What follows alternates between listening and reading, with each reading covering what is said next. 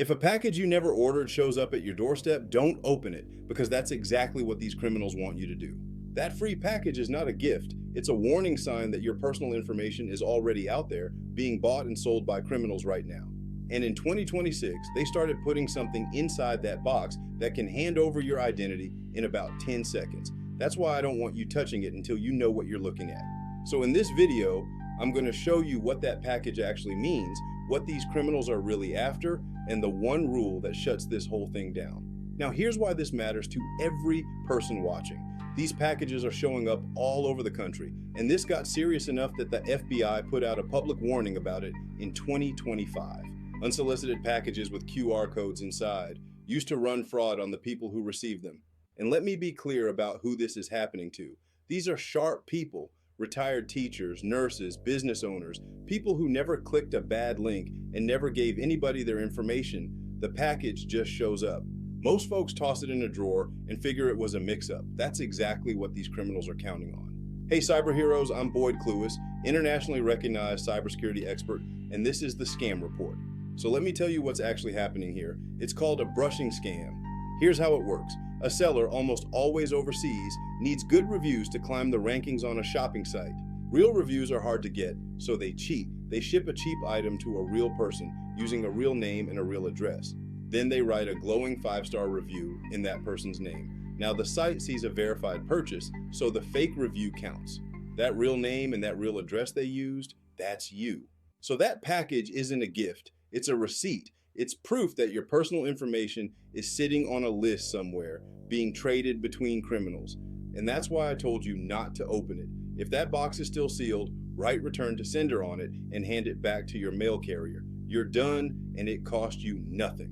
But if you already opened it, stay with me, because of what they started putting inside these boxes. Now I know what you're thinking. How did these people even get my name and my address in the first place? But before I tell you that, you need to understand how you're being sold. Every time you order something online, sign up for a rewards program, fill out a warranty card, you're handing over a little piece of yourself. And there's an entire industry that collects those pieces. They're called data brokers. They build a file on you, your name, your address, your age, your phone number, what you buy, and then they sell that file to whoever's paying. All of it perfectly legal. Now stack something on top of that. Every company you've ever done business with can get breached. And when they do, more of you ends up on that exact same list. So now back to the question, how did they get your address? They didn't steal it, and they didn't guess it. They bought it. By the time that box hits your porch, you're not a random person. You're a line item somebody paid for. Now before I show you what's inside that box, let me say this. The families who stay ahead of these tactics all have one thing in common. They had the rules written down before anything ever showed up at the door. That's why I built the Senior Scam Survival Pack. It's a printable pack with a one-page card for each of the FBI's top 10 scams hitting people right now, including this one. Every card shows you how the scam works, the red flags, and the one rule that shuts it down in big, easy-to-read print. It's normally $47. Right now you can get it for just $7 with a 30-day money-back guarantee. The link is in the description and the pinned comment. Grab it, print it, and keep your family a step ahead.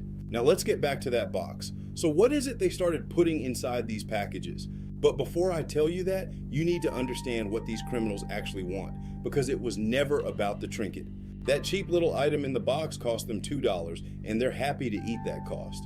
What they want is a way to get you to talk back to them. Right now, all they have is your name and your address. They want the rest of you, and to get the rest of you, they need you to take one action. So here it is. They started putting a small card inside the package. It looks harmless. It's got a friendly little message on it, something like, "Thank you for your order. Scan here to register your free gift." And there's a QR code on it. Now, scanning a QR code feels completely normal these days. You do it at restaurants, you do it at the doctor's office, so people scan it without a second thought. But that QR code does not take you to a gift page. It takes you to a fake website built for one purpose, and that purpose is to harvest as much of your identity as it can in a single sitting. Your name, your address, your email, your phone, and if you type it in, your card number. The Postal Inspection Service has a name for this. They call it quishing, and it's spreading fast. Now here's what makes this so dangerous. Think about what these criminals have the second you scan that code and fill out that page. They already had your name and your address. That's how the box got to you. Now they've got your card number too, and a shipping address that matches it. That combination is powerful.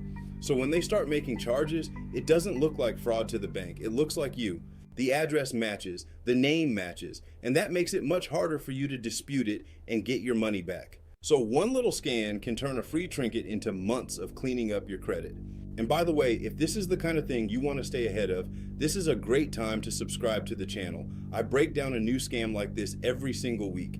Now, I already know what some of you are about to put in the comments. Boyd, I'd never scan a random QR code. I hear you, but here's what you're missing.